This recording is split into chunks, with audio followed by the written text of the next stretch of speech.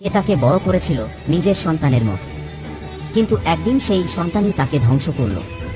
Okra ছিল শুধু এক পোষা প্রাণী নয়, জেসিকার পুরো জীবন। এটি একটি ডলফিন, জেসিকা তার নাম রাখে ওকরা। তারা একসাথে জ্ঞান শো করত, দর্শকদের মন জয় করত। জেসিকা বিয়ে করেনি তার জন্য, ওকরা ছিল তার সন্তানের মতো, তার গর্ব। সে তাকে ভালো খাবার দিত, যত্ন করত, অনেক টাকা ব্যয় করত তার জন্য। কিন্তু হঠাৎ একদিন সেই ওকরা আক্রমণ করল জেসিকাকে।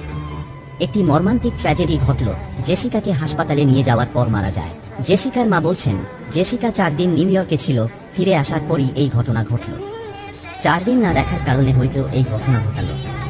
ডলফিন সাধারণত বন্ধু সুলভ ও বুদ্ধিমান প্রাণী, তবে তারা অনুভূতিশীল এবং কখনো কখনো চাপ বা পরিবর্তনে আচরণ বদলাতে পারে। বিশেষ করে বন্দি বা অচেনা পরিবেশে তারা হঠাৎ রাগ দেখাতে পারে।